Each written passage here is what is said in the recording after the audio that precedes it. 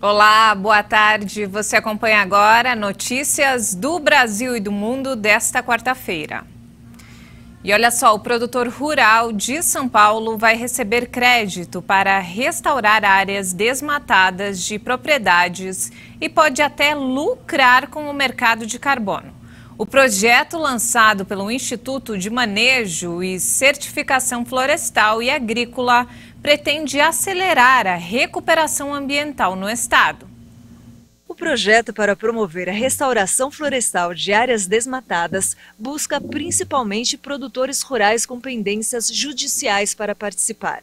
A iniciativa, chamada de H2A HILB Agroambiental, conta com patrocínio de mais de R$1 milhão do fundo do governo britânico Partnerships for Forests. O programa localiza propriedades rurais que têm áreas aptas para restauro e procura os responsáveis para oferecer a eles um projeto completo de reflorestamento. Além de ter um financiamento para restaurar a área, o produtor rural pode lucrar com o mercado de carbono e ainda pode optar por uma recuperação que permita o manejo florestal sustentável. Atualmente, o estado de São Paulo tem mais de 1 milhão de hectares aptos para recuperação. Segundo a organização do projeto, se apenas 2% da área disponível para recuperação ambiental no estado for recuperada, os projetos podem movimentar mais de R$400 milhões e ainda gerar outras fontes de rendas para os produtores rurais envolvidos. As propriedades rurais médias e grandes de São Paulo devem ter pelo menos 20% da área preservada.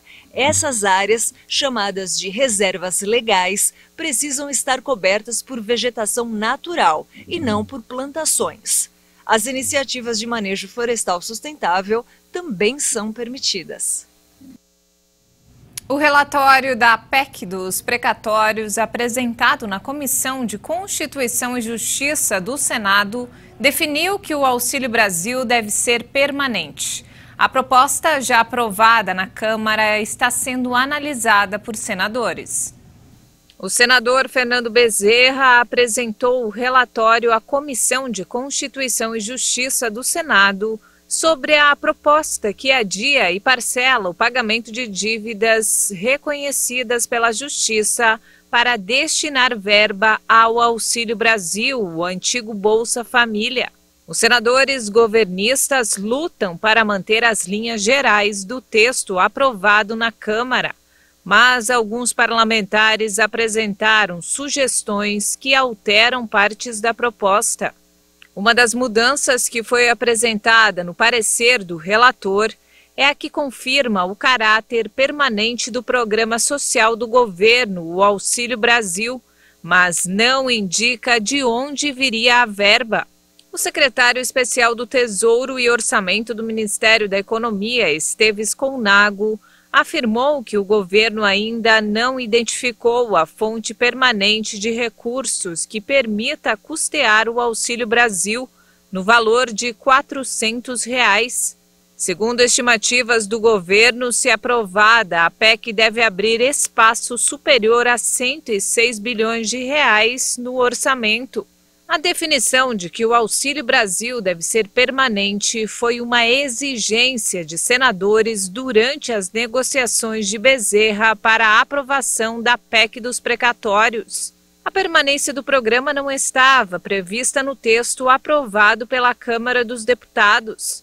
No relatório sobre a PEC, Bezerra sustentou que houve a necessidade de prever um programa permanente de enfrentamento à pobreza.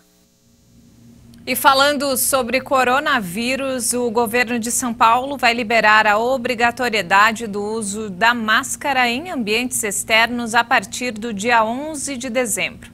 Mesmo não tendo atingido a meta estipulada pela própria gestão estadual de redução de indicadores da pandemia, o anúncio foi feito pelo governador João Dória em coletiva de imprensa no início da tarde de hoje. A proposta foi aprovada pelo Comitê Científico, grupo de especialistas que orientam a gestão de João Dória. E a situação da pandemia é alarmante na Europa. A Organização Mundial da Saúde disse temer que o avanço da doença no continente provoque 700 mil mortes adicionais até março. Caso a tendência persista, o número total de óbitos por Covid-19 chegaria a 2.200.000 na região. Em um comunicado, a OMS informou que se espera uma alta na pressão sobre as unidades de terapia intensiva em 49 dos 53 países que integram a Europa nos próximos 3 meses e meio. A pandemia provocou 1,5 milhão de mortes até o momento na Europa. Para a OMS, o aumento de casos se explica pela combinação de 3 fatores: virulência da variante Delta altamente contagiosa, vacinação insuficiente e flexibilização das restrições sanitárias.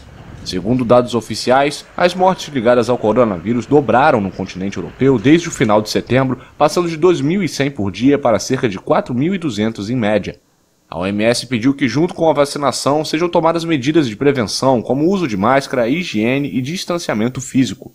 A organização afirma que somente o uso da máscara reduz em 53% a incidência da doença.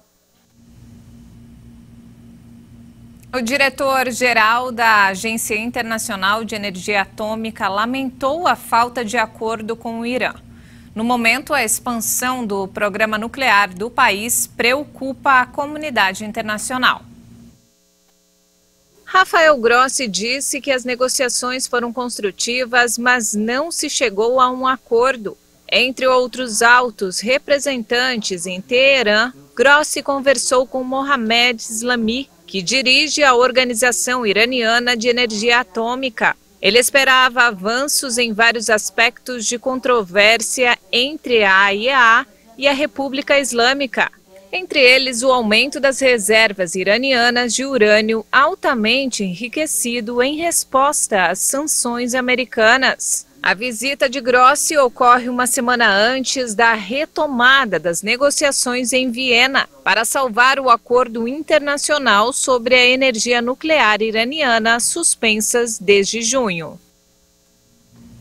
E você já pensou em pagar para dormir em um ônibus? Pode parecer inusitado, mas essa é a aposta feita por uma nova empresa de ônibus turísticos em Hong Kong, que propõe viagens sem destino como solução para combater os problemas de insônia. Em um dia ensolarado, cerca de 70 passageiros, desde crianças a idosos, sobem em 2 grandes ônibus de 2 andares. Destino final, lugar nenhum. O primeiro é um ônibus silencioso, no qual as pessoas podem dormir. O outro, um ônibus clássico de turismo.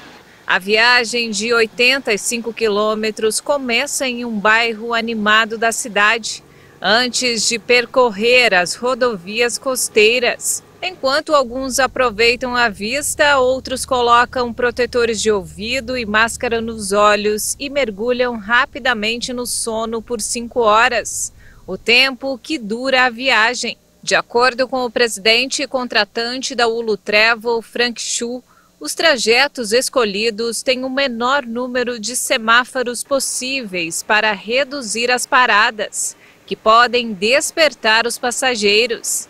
Para ele, o objetivo dessas viagens é duplo: uma soneca para os que têm dificuldades para dormir e um momento de relaxamento aos moradores de Hong Kong que desejam fazer um pouco de turismo após 20 meses de fechamento das fronteiras.